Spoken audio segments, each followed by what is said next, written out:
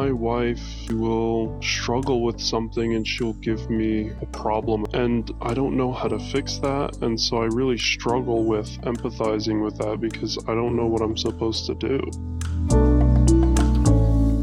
I was just wondering how to deal with someone who is mourning or who is sad. How does someone get past self-sabotaging behaviors that they've had for over a decade? Hello, and welcome to another episode of Engineering Love. I'm Kim Polander, and I help you engineer stronger relationships by troubleshooting conflict and communication. Today, I'm going to be joined by one of my relationship coaches at the Polander Coaching Group, Mason O'Sullivan. Together, Mason and I are going to be tackling this week's questions. So let's dive right in. Hi, Mason, and welcome to the podcast.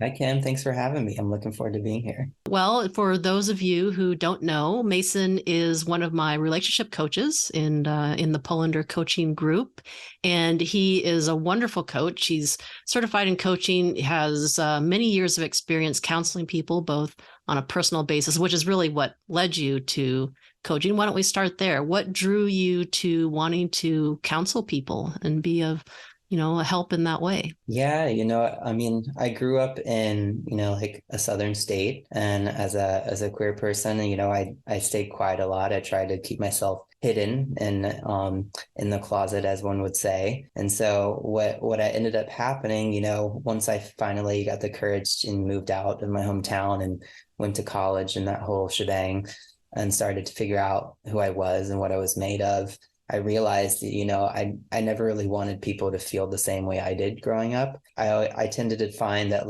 people felt comfortable talking to me, and I wanted to listen as much as I actively tried to. And over the years, once I got older and got a little more life experience and went through my own therapy and my own, healing journey, I realized that I liked being there for people in that way. And I liked being a space for people to feel vulnerable enough to explore topics maybe they never talked about before or felt were too taboo or shameful, and then help to try and rewrite that for them so that they can heal from it and take more agency over their lives versus have it belong to some narrative or some twisted belief or trauma they've been through. What would you say to people who are new to coaching, new to counseling? For the most part, many people have never been to therapy or coaching. It's hard actually to find a therapist who does not have a waiting list.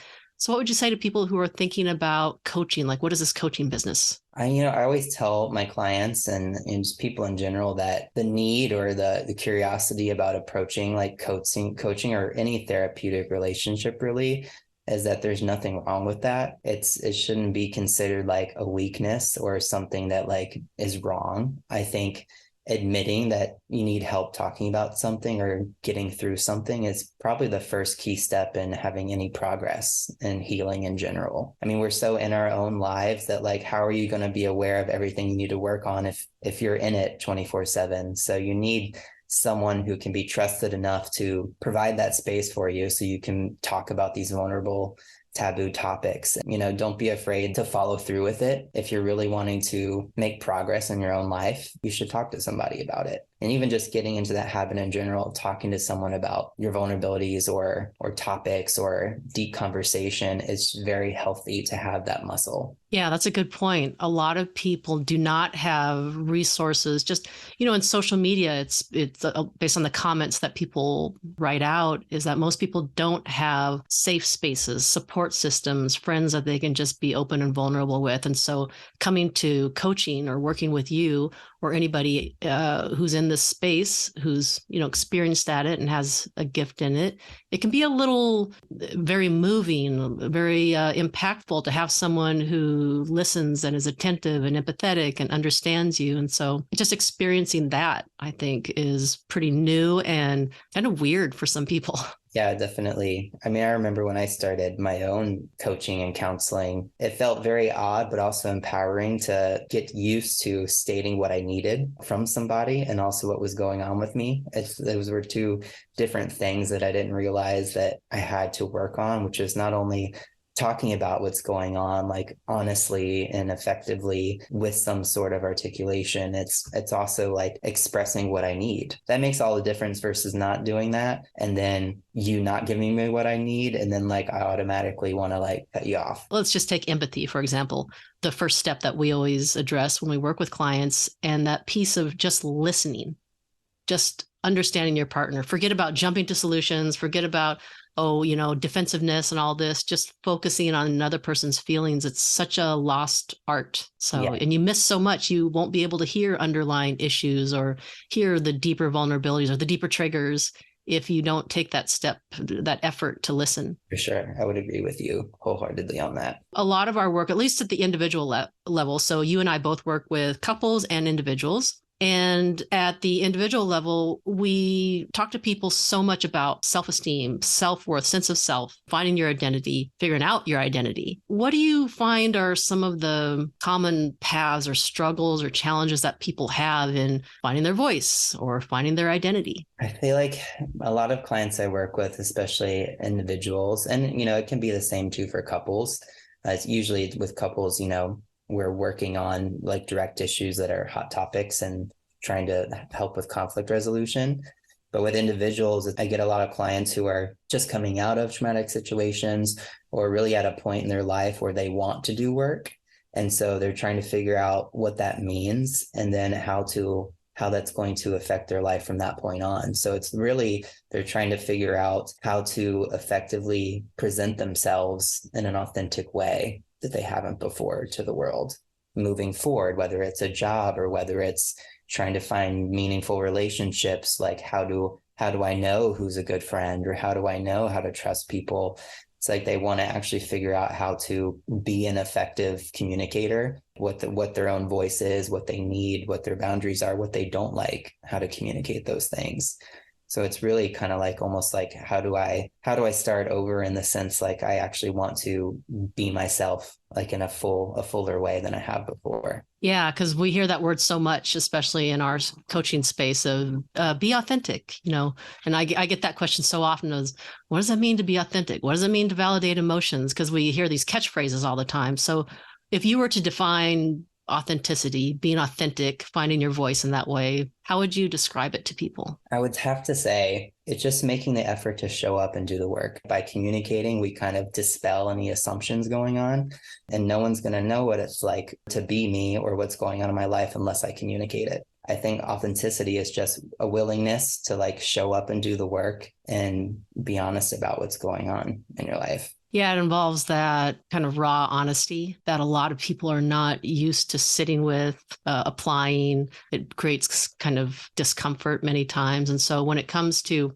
for example, people pleasers, you and I both have work with clients in the people pleasing category. A lot of them will say, okay, when it comes to that second step, first it's making sure you're understood, empathy piece. Second step in arguing is, what are your needs? Expressing your needs. And so many people look at us and say, I don't know what they could do or say. I don't know what my identity is. I don't know what I even like. A lot of that is practice, stepping into it, trying it out, seeing what pleases you and what doesn't. That's what some of our questions are today. So why don't we dive into some of the questions and get some of your perspectives on them and see where we go? Yeah, let's do it.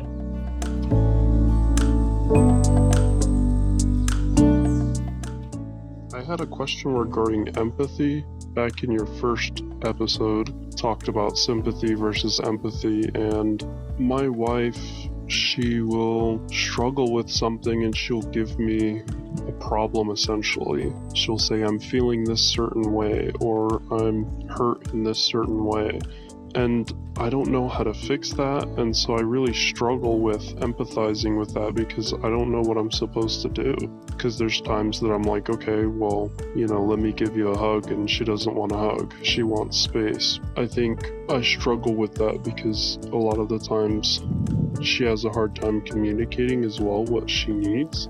We've been to therapists for on and off for 2 or 3 years, and I feel like this is one thing that really keeps cropping up is the communication between me and her isn't the greatest, and didn't know if there was some other ways that you could maybe help us learn how to communicate better. All right. Well, thank you to that listener who submitted that question. This is something that I hear so often. I don't know about you, Mason, but I hear it so often in couples coaching sessions where one person is saying, they complain and here I am with this platter of solutions. And what's the problem? Like, I'm here to fix it. He said in his message, she tells me a problem and I don't know how to fix it. So that word fix really stood out in my mind, where many times people are so quick to jump to solutions. They want to get to the problem. They want to be useful. They want to prove their value to the other person. Meanwhile, if we go back to that piece of empathy, that first step of how does your partner feel and caring for that feeling before you even get to solutions, first spending a little bit more time to slow the conversation down, spending a little more time on empathy. So what were your impressions when you heard that question? Yeah, to answer your question, I definitely hear this a lot.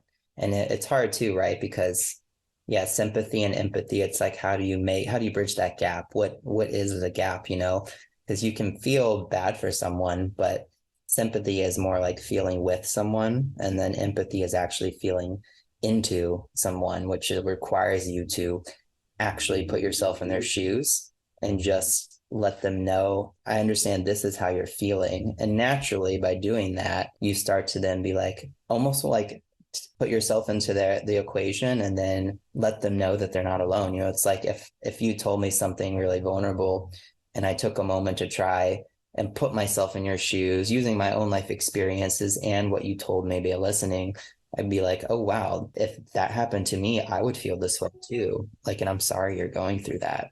It naturally just makes more of a connection between you. And most of the time, nobody really wants solutions, because I think everybody kind of has an innate understanding that some things can't be resolved or some things you can't change. And people just want to know that they're not alone and they're not crazy for feeling what they feel. So by you just like reiterating that you're listening to them and like letting them know that you're feeling for them and you're here, that's most of what people just need overall. I myself too am a big problem solver.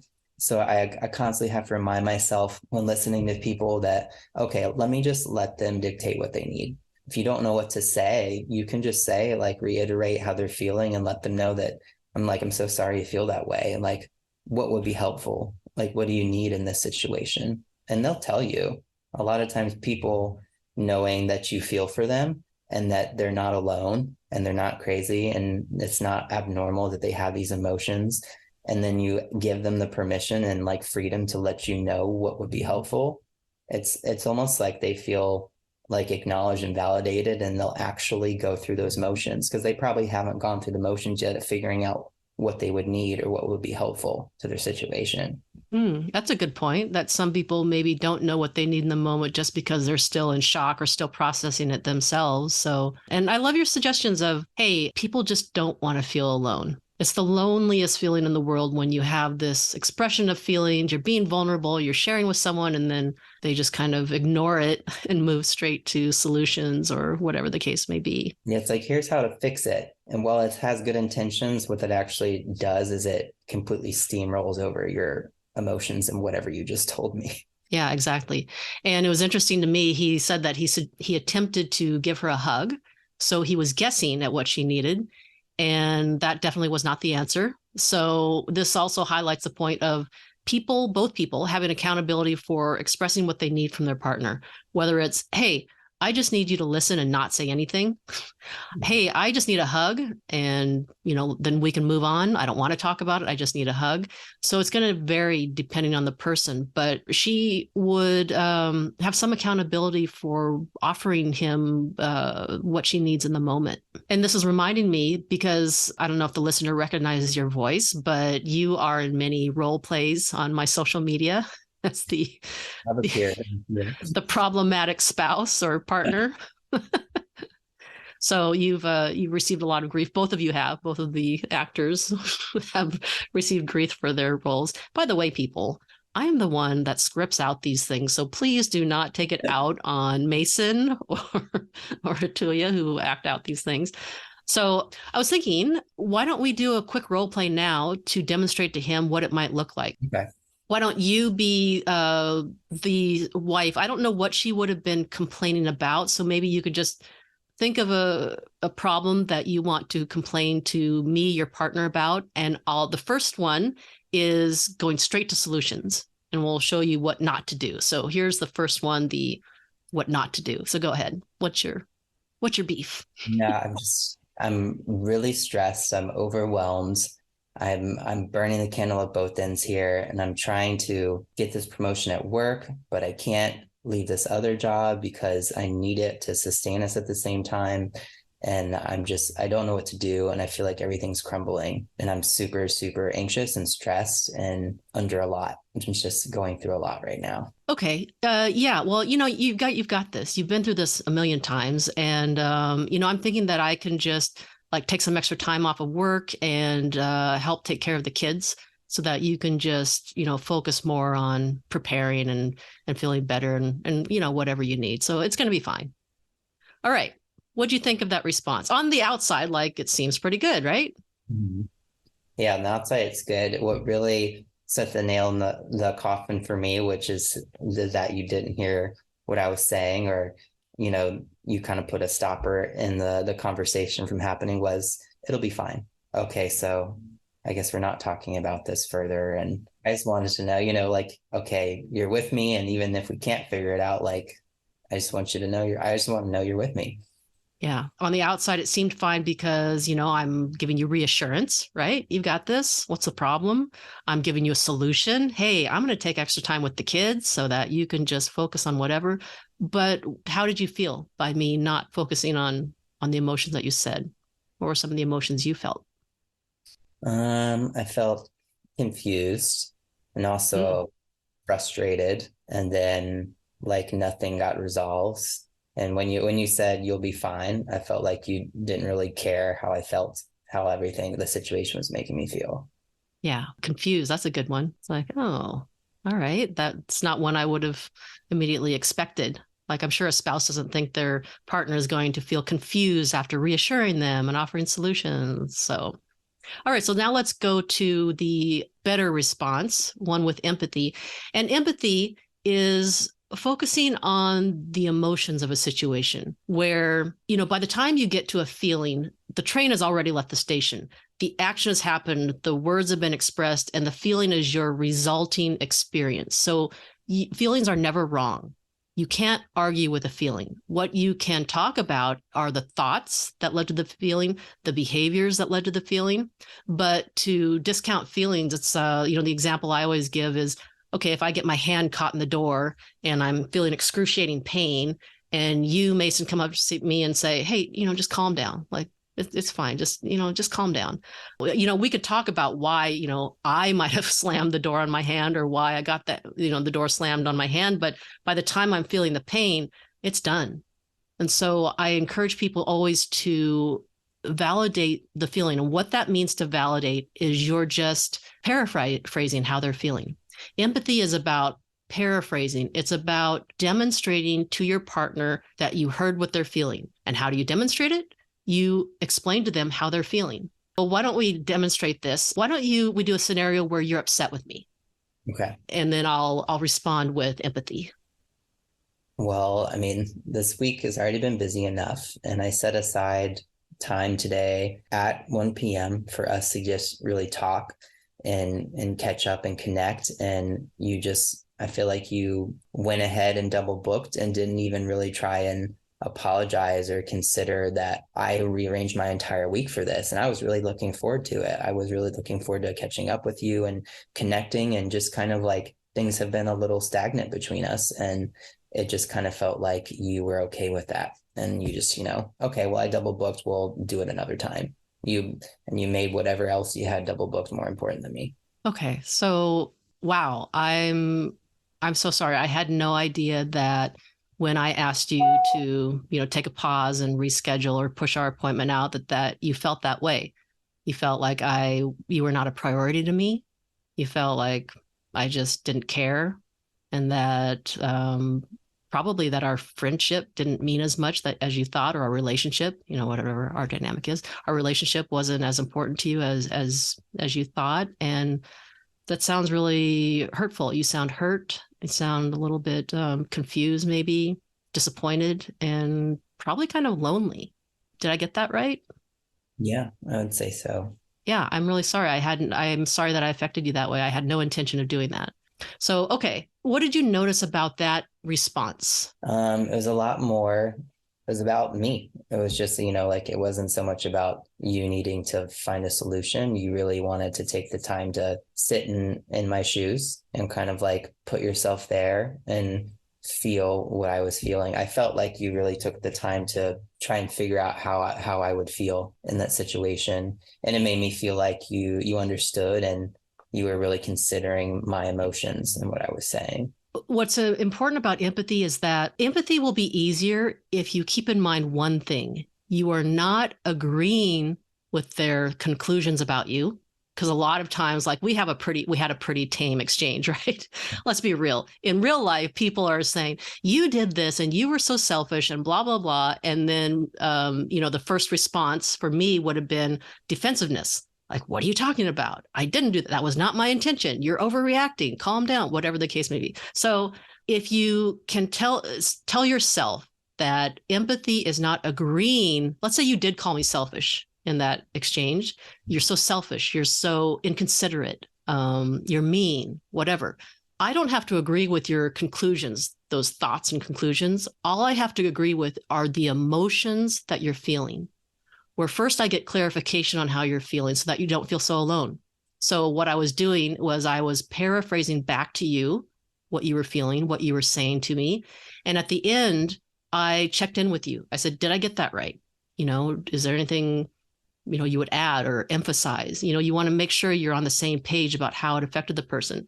Let's be real. The natural reaction is for someone to get defensive. And then once again, we're back to that loneliness place. So for the person who asked this question, practice paraphrasing back what your wife or partner is saying and focus on her emotions, not her conclusions about you. Let's say she's calling you every name in the book. Focus on, wow, you are sounding really angry right now. You're sounding really like over it, really frustrated. You're disappointed that I, rescheduled our time, that I felt that I prioritized someone else over you. And I get that things get heated. It's difficult to be so calm in the moment. And so I realize that there's some give and take here when it comes to how calm you can be in a conversation like this. But when you come back to the table, let's say things get heated and then you come back and talk about it, this is the kind of exchange that you're looking for. As you're looking for empathy, you're seeking to understand each other and demonstrating to the other person that you heard what they had to say. Any other thoughts on that about the empathy piece? Yeah, and you made one point you brought up that I found really, really good was reminded me, about the perspective, emotions are still valid because that's where you've arrived. Like everything's already happened to that point. The emotions are there, they're real. And I always try to tell people I'm working with, it doesn't matter who's right or wrong or what the ratio is in any argument or disagreement. There's always two valid perspectives going on. And so the empathy, when you do it right, or you really try to make an attempt, it validates the other person's perspective. And that naturally opens the door for them to want to do the same for you. Yeah, great point. To this person who asked the question, I would practice doing that, paraphrasing back what your partner is saying to make sure that you understand her. And you can even say, do you feel that I understand you now? Make sure that step is checked off. Because research shows that if people don't feel understood, they are not going to move into that solutions phase, which is, to the listener where you really want to go. It's like, let's get to the solutions. But if you want your partner to get there with an agreeable mood, you have to make sure that they feel understood. So then if we were to continue on to the solutions phase, then it would be, okay, I've heard you, I've understood you, you feel understood. Now it's like, I'm so sorry. Now you can explain where you were coming from, where I had no idea it would impact you. I can totally understand why you felt that way. And in the future, I will make sure that I prioritize you. I will make sure that if I'm going to reschedule, I will communicate ahead of time, not just, take you for granted and that sort of thing. So when it comes to solutions, you can say, what do you need from me? So to the wife or the partner who is saying, okay, the hug's not working, ask her, what would help you in this moment? Kind of what you said, Mason, at the very beginning of, hey, what do you need from me? What would help in this moment? And if she doesn't know, then ask her, okay, what has helped you in the past? What is something that I've done or said in the past that's really helped you where you felt understood? And then she can give you some solutions based on things that have happened between you two. So there are solutions there in your past that you can also explore. Yeah, definitely. All right. Well, thank you to the person who asked this question. Great dialogue. Nice role play again. Thanks. Mason used to be an actor, so he does very well in these role plays. Not surprising. All right, let's get on to the next question. Hi, Kim. Hope all is well. Thank you for all the knowledge that you share. I've learned so much from it, and I've applied it to myself and others. I was just wondering how to deal with someone who is mourning or who is sad. I constantly find myself struggling, trying to figure out a way to comfort someone in difficult times. For whatever reason, I have this thing where sometimes my reaction, I would giggle, but I'm not giggling because the situation is funny, but rather because I just feel awkward in a situation when someone is crying or just sad. I don't know what to do next. So I was just wondering, what is a method that may work to be able to be there for someone and where I'm comfortable enough to help someone else? Thank you.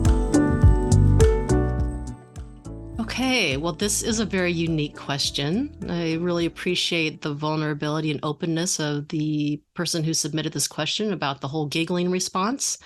Mason, what are your thoughts on that whole response of the awkwardness and it comes out in maybe laughter and an inappropriate response? Yeah, it's funny enough. I think it ties a lot into the topic we just discussed, which is empathy, especially in those situations. It's always tough and awkward when someone's going through something that you can't do anything to fix, right? Especially if someone's grieving like a death or like traumatic event or is sad, you can't change what's already happened. So it's like naturally you feel awkward because you want to help them feel better. You want to help fix it, but you can't. And so a lot of the times that may manifest in different ways. Maybe people could have been through something as a child and, they felt like they needed to fix things or were reprimanded when they didn't know what to say. And so whatever it is, or naturally you can just feel awkward in that situation where you can't fix something for someone. I think it's good just to approach it the same way we're just talking about, where you just try and show them empathy. I've even told people before, I'd be like, I don't know what to say or like what I can do to help, but I'm super sorry that that's happening. And I just want you to know I'm here for you. And maybe, you can just sit with them. That's enough, just letting someone know that you're there, giving them some empathy, showing some compassion, and then letting them dictate what they need. Maybe they just want to sit there in silence, and that's actually helpful for them. That's okay. You don't need to fix it. They just need to know they're not alone. What a wonderful way to put that. Yeah, the whole giggling response. I'd be curious about if the person who submitted the question, if you are one to use humor to lighten the mood, if that's one of your roles in life, one of the ways that you see yourself as valuable to others, is to be able to lighten the mood, make someone laugh perhaps. And also, Mason, based on what you just said, I agree that when someone doesn't know how to respond, there's that awkwardness. And then, okay, now what? Or the silence is deafening. Where if you get used to the silence, get used to just holding space for someone, then that is the solution. Based on the last question and this question, it's really opening your perspective, being open-minded to the possibility that the solution is just listening, not saying a word. The solution is just holding space and hugging someone, maybe just watching a Netflix movie. The solution is just, listening versus the solution being, I need to fix this, or solution being, I need to make a joke, or I need to do this or that. People being so uncomfortable with quote unquote negative emotions that we just immediately need to get out of them with, some coping skill or some distraction or some, joke that we make in the moment. So really restructuring your brain, so to speak, to where, hey, the solution is just listening. And that offers so much to a person to make them feel less alone. What if someone's not ready to try and find a solution yet? You know, Good point. what it is they're grieving or what it is they're sad about. And then you trying to fill that silence, like you said, instead of just sitting with them in it, trying to fill that silence and find a solution. It might be really even more traumatic. They could probably get angry or frustrated, because they're just not ready to try and find a solution yet. Yeah, very good point, especially with grief. One of the ways to process grief is to keep talking about the grief. Keep talking about the specifics of the moment that you found out that your parent passed, the moment that you found out about the cancer diagnosis or the loss in your life, to walk through the feelings, to just keep walking through that with someone, to share vulnerability. And to, like you keep saying, Mason, keep reminding people to not feel alone. It's so important. It's not just some action you just go through for the sake of going through it, going through the motions. It's very valuable to be able to process our vulnerabilities with other people and to socialize our problems, socialize our vulnerabilities, because we're humans, we're meant to connect, just understanding that. Yeah. And so, grief, it's it hits you at the oddest times when you least expect it. I've lost both of my parents years apart, but I remember the first time when my father passed, it was unexpected. And I was in the middle of a home project. I was redoing my floors or something major in my house. And I remember that I just stopped doing that project. I was almost done. I only had maybe a quarter of the room to go. And for literally 1 year, that room sat unfinished. And at the time, I was very big into unhealthy coping mechanisms. So a lot of avoidance and that sort of thing. And grief just kept hitting me at random moments when I least expected it throughout that year. And finally, at some point, I guess enough time had passed where it was almost a year to the day where I finally finished the room, finished the remodel. But this is what happens during grief is we freeze time because we can't believe it happened. We're trying to control the world, control the narrative. It can't be possible. Please freeze time. We want to change it. We want so badly for it to not happen. And we pause our lives to give the illusion that we are freezing time and that we are taking control of the situation. And there's nothing you can do to stop that. What helps that is to process it and keep talking about these vulnerabilities, whether it's with a best friend, ideally with a best friend, trusted friend, ideally with family members, your support system that you trust, and people who can hold that space, or a therapist. But people in real life, as they say, would be better, but to be able to talk through that. And then at some point, you will feel like you don't need to freeze time anymore and you'll move forward with your life. But there are no rules for how soon you need to move on. If you just sat in that space with someone before, like a lot of times, I found a lot of times too, when you just listen to people, let them know they're not alone, express empathy, paraphrase like what you've heard, and acknowledge and validate their perspective. They'll tell you what they need, or they'll start talking about it, or they'll start expressing things that are really attached to the grief, because that's what's lingering underneath, right? It's like the event happened and then it's bringing back all sorts of other unresolved things that may be attached to it. And so it's like you said, you can't really control when it's going to come up or when it's going to rear its head in your life. And so just being able to sit in those uncomfortable spaces can provide a lot of clarity down the road. And to the person who asked the question, I felt that part of it was also, or you felt uncomfortable with your response of giggling. And so let's just take a few minutes to talk about that. One of my questions would be, how has grief affected you in the past? Sadness, or avoiding it, so to speak? What is your relationship with, sadness or depression? Was there anyone in your family, parents, family members who were depressed when you were growing up? Did you feel any sort of obligation to make them feel better? Where maybe that whole lighthearted, being the jokester, making people laugh, maybe that's where that role got seated to some degree, I don't know. But if you're wondering how to change, so to speak, the giggling response, I would start looking into that of what makes grief so uncomfortable. Because, Mason, like you said, it's pretty simple. When you're with the friend, what can you do? Ask them, hey, how can I help you tonight? What do you need from me? And let them answer.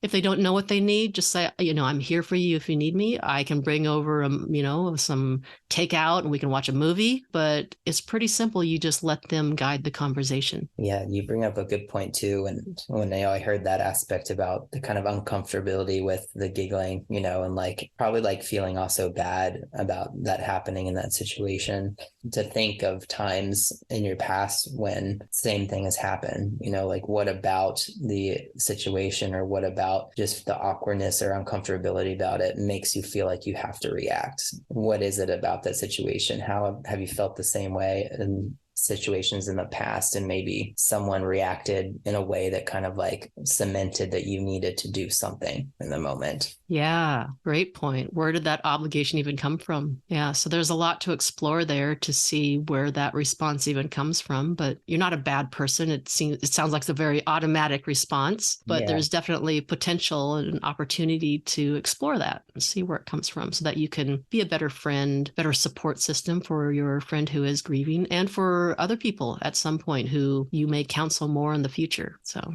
yeah, I could hear a lot of empathy already in the question, the person who asked the question's voice. So yeah, she has good intentions. She really wants to be there for her friend. So all right. Well, thank you so much to the person who asked the question, and I hope you receive some value out of some of these suggestions. All right, let's get on to the third and final question.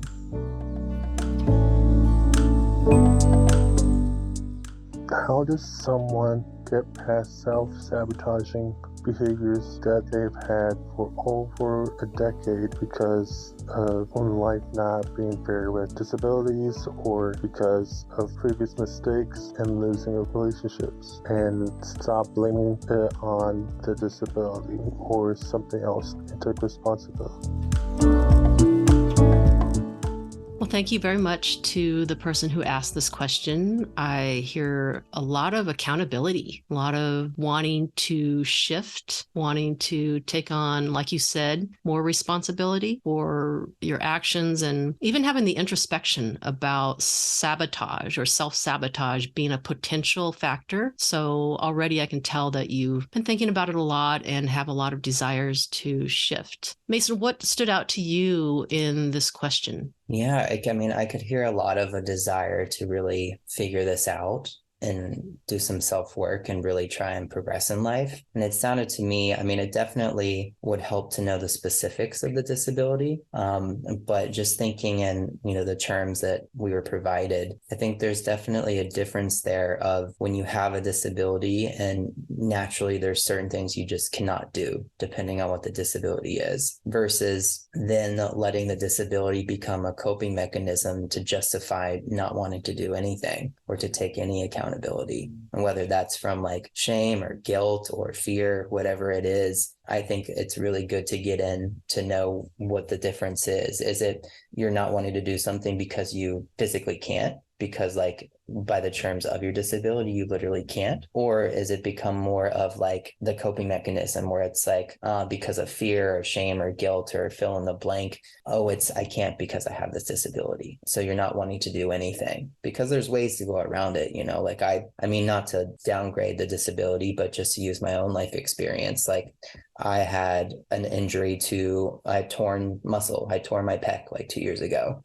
And so there's certain things that it's going to be harder for me to do, or I'm not going to be able to go as hard and lift as much weight on that side as I used to. But that doesn't mean I have to stop working out altogether. Knowing that difference and knowing when it's like I'm not wanting to do something because of fear or guilt or shame or, of trying to take that accountability and move forward. Is it easier just to be like, I can't because I have this situation going on? Or can you not because you physically can't? I think that's good to know that distinction. That's a great point of even being able to objectively look at your life and see what you can and cannot do. A lot of times our society gets in this mode of, hey, you can manifest anything you want.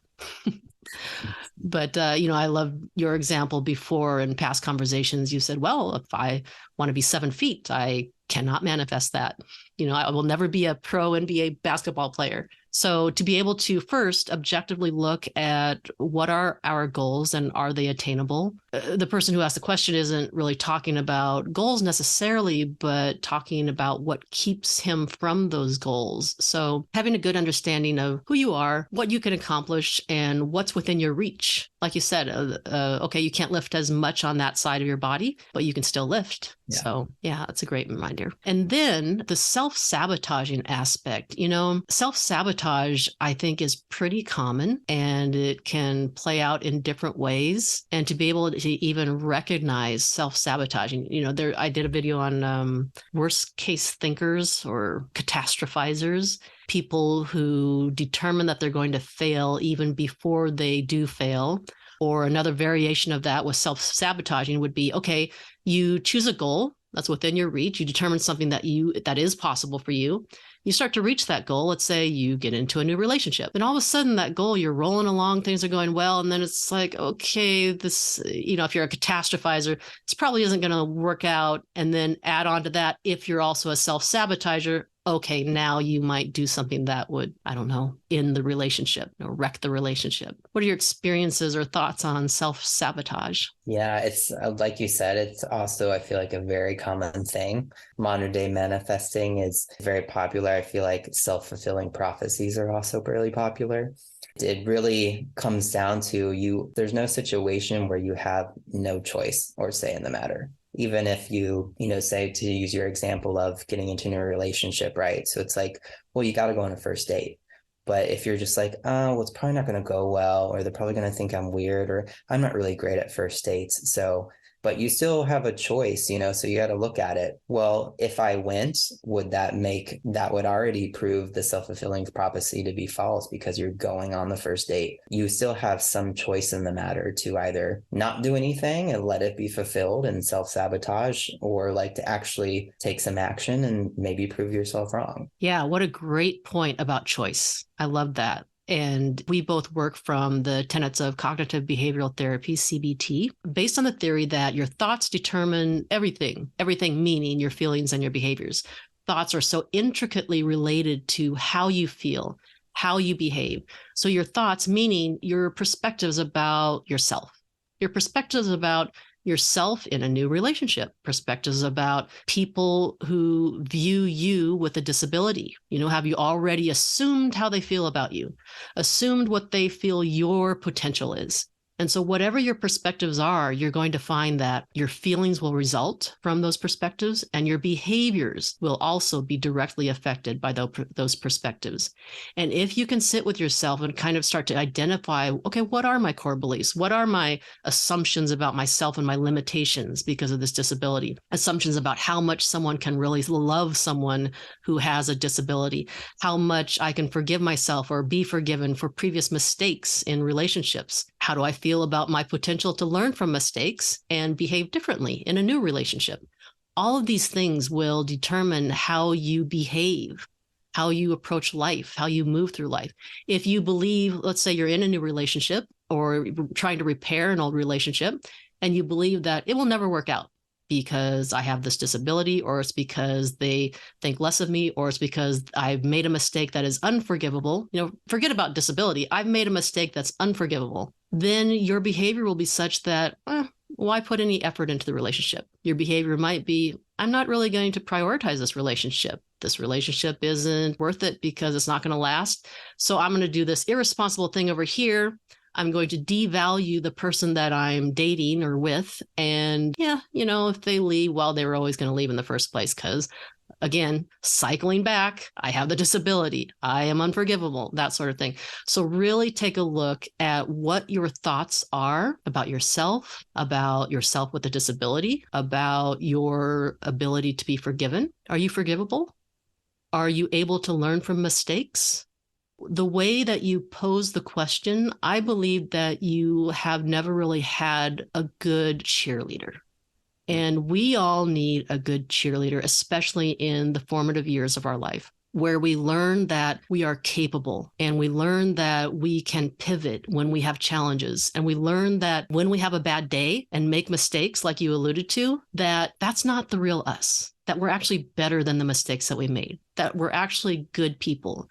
We need people in our lives who are able to tell us this at formative years so that it really seeds and takes hold, because otherwise, as adults, we go into these new situations of, I mean, how challenging would it be to, come to terms with your limitations? And I'm sure that was, a long journey. I don't know how long you've had the disabilities, but I'm sure it was a huge adjustment, learning how to, move in this world, comparing yourself to others. That would be huge as well. Learning to be able to just kind of see yourself and your potential is so important. I love the place that you're in of wanting to take responsibility for noticing the pattern, for one. For someone to be able to notice a pattern in their life and say, okay, this needs to change. That is so much accountability right there, and responsibility, and you're on a good trajectory. It may not feel like it right now, but you to be able to even notice a problem, you're ready to shift. You just need the right resources. Yeah, that person's already taking a step to make sure that they don't self-sabotage, which is to make someone else, talk to someone else about it and make them aware, so that way they're starting to form some sort of accountability. Yes, because awareness is half the battle. If he feels that, okay, I'm starting to go down this self-sabotage route, he could even do a checklist on himself. Like, okay, I'm about to do this thing. I feel a little sketchy about it. Am I self-sabotaging? Is this leading to it? So just that's a great point. Just that awareness alone, that's going to prevent so many things, so many self-sabotaging behaviors. Yeah, at least give yourself the chance to prove your self-saboteur wrong. And the self-saboteur is pretty foundational because you can kind of look at them as your best friend.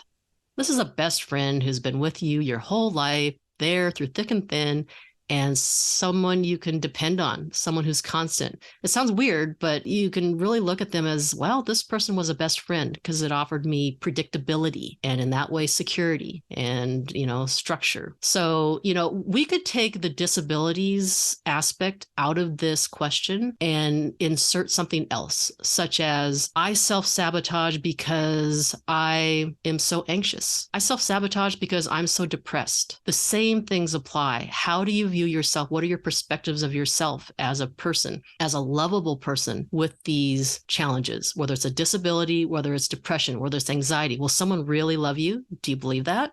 Or let's take this aspect of making a mistake in a relationship.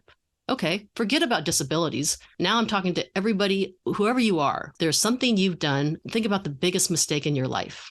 Are you forgivable for it? Have you experienced forgiveness? Are you open to being forgiven? Are you open to forgiving yourself? So these sorts of things that you mentioned in your question are so relatable about the ways we limit ourselves when it comes to relationships and wanting to connect. I've heard very strongly in your message that you are really wanting to connect and you're tired of making that decision for people before they get a chance to connect to you. That kind of abandonment aspect of, hey, I'm going to leave you before you leave me. I'm going to make sure that I don't get hurt. So any sign of trouble, okay, I'll leave you before you leave me. Very common response.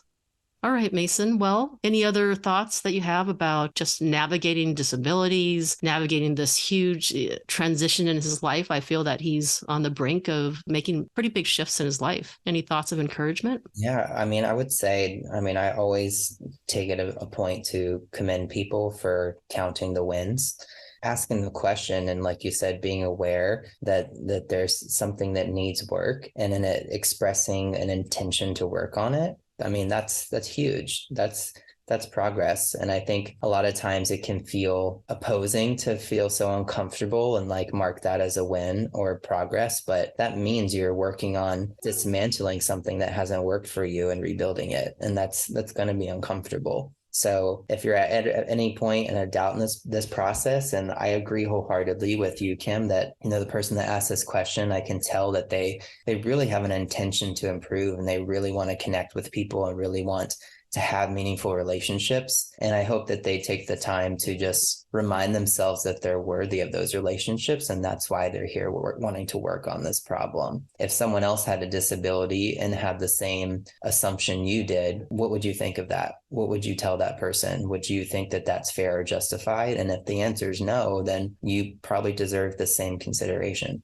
I like that. Put yourself in someone else's shoes. See how you're treating yourself. Another aspect of that is like for your inner child, 8-year-old version of you. If they were saying these things, what would you say to them? Good perspectives. All right. Well, thank you very much for your question. And I wish you the best on this introspective journey that you're taking. And for sure, you are set up for a lot of shifts because you're taking so much accountability right now. All right, Mason. Well, thank you very much for joining me today. And it was fun having you here with the discussions. Thank you for having me. It was really great. I'm kind of in awe of all the questions that people asked, and I'm really happy to be here and join you all. Yeah, people are really opening up with these messages. And like you mentioned earlier, the more details, the better, because then it's easier to dive down deeper even more with, if we knew a little bit more about the disabilities and offering more perspectives on that. But yes, thank you so much for being so open and sharing your issues and challenges with the rest of the world so that the listener can, find some relatability and solutions for themselves. All right. Well, if you'd like to work with Mason or set up a free consultation with him, you can email info@polandercg.com. It's in the bio. It's in the notes if you want to contact him. If you want to work on relationship issues, empathy, communication, learning how to listen, contact Mason and he'd be happy to help. So thank you very much. And I hope to have you on here again soon. Thanks for having me, Kim. I definitely look forward to it. Thank you so much for listening to another episode of Engineering Love. I appreciate everyone who has been giving reviews on the podcast apps. I'm much appreciated. And if you liked this episode, please share and forward to a friend who you think might get some value out of it. And if you have a burning question that you've just wanted my opinion on, please submit it. The link is in the show notes or the Instagram profiles. I know the link on the website, engineeringlovepodcast.com, the link there was broken for a bit, so sorry about that. And it's been fixed, and I would love to field some more questions for anyone who would like to share that with others. And to close this week's show, I'd like to leave you with a quote from Stephen R. Covey, who said, "Most people do not listen with the intent to understand, they listen with the intent to reply." I think there's always opportunities for all of us, including myself, to become better listeners every day. Thank you for listening to this episode, and I will see you next week.